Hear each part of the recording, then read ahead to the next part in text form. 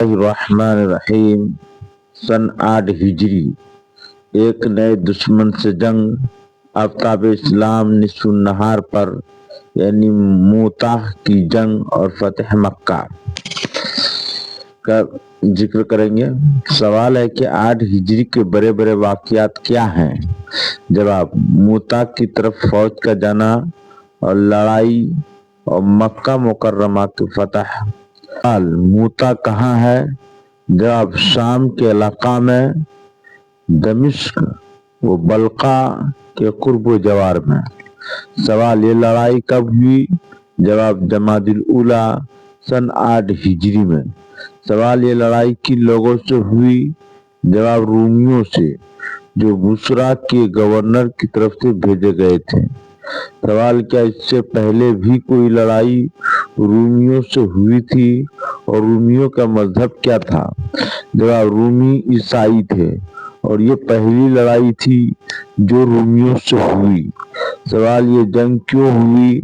جواب: بصرہ کے حاکم شرجیل نامی نے حضور صلی اللہ علیہ وسلم کے قاصد حضرت حارث بن عمیر کو شہید کر دیا تھا، جبکہ وہ اسلام کا پیغام لے کر اس کے پاس پہنچے تھے۔ اس کی سزا کے طور پر حضور صلی اللہ علیہ وسلم نے یہ فوج روانہ کی۔ سوال: بہت سے مسلمانوں کو کفار مکہ طرح طرح کی ایذا دے کر شہید کر چکے تھے۔ حضرت صلی اللہ علیہ وسلم نے ان میں سے کسی کو بھی سزا نہیں دی۔ اس موقع پر شرجیل کو سزا دینے کے لیے باقاعدہ جنگ کا انتظام کیا، اس کی کیا وجہ ہے؟ جواب: کفار مکہ کے مظالم سے جو مسلمان ہوئے وہ مبلغ تھے۔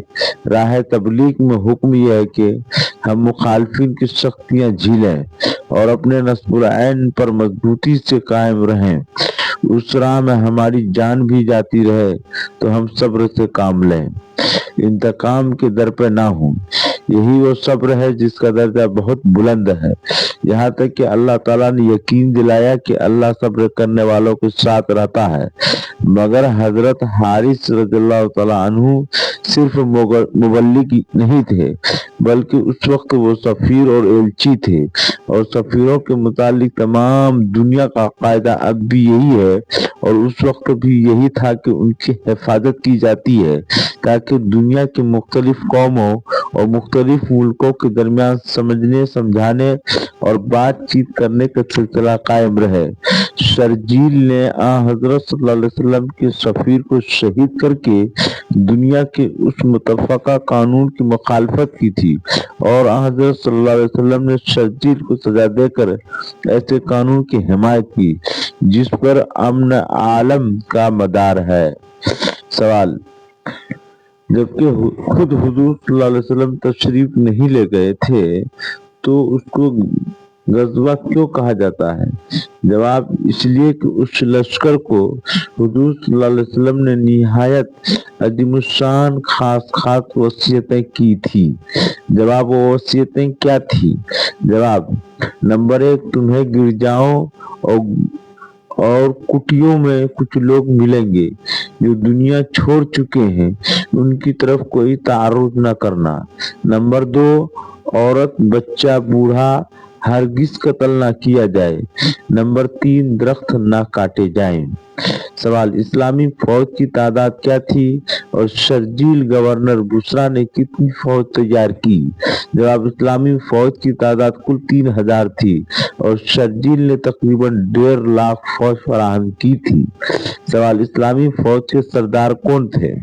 جواب: اول اس کا سردار حضرت زید بن حارثہ رضی اللہ تعالیٰ عنہ کو مقرر فرمایا گیا تھا، مگر حضور صلی اللہ علیہ وسلم نے یہ وصیت بھی فرما دی تھی کہ اگر وہ شہید ہو جائے تو حضرت جعفر رضی اللہ تعالیٰ عنہ پھر ابو طالب جھنڈا لیں گے، اور ان کے بعد بھی اگر ضرورت ہو تو حضرت عبداللہ بن رواحہ رضی اللہ تعالیٰ عنہ جھنڈا لیں گے۔ سوال: اس جنگ کا کیا نتیجہ ہوا؟ جواب: اس مٹھی بھر جماعت کا خدا نے وہ رعب بٹھایا کہ 1.5 لاکھ کا ٹڈی دل لشکر پیچھے ہٹے بغیر نہ رہ سکے، اور حق تو یہ ہے کہ 1.5 لاکھ کے جبڑوں میں سے 3000 کی مٹھی بھر جماعت کا بچ کر نکل آنا ہی بڑی بہادری اور اعلیٰ کامیابی ہے۔ البتہ یہ ضروری ہوا کہ نامزد سردار تینوں ایک دوسرے کے بعد جھنڈے کی حفاظت میں شہید ہو گئے۔ سوال: ان تینوں کی شہادت کے بعد جھنڈا کس نے سنبھالا؟ جواب: خدا کی ایک تلوار نے، جن کا نام خالد بن ولید تھا۔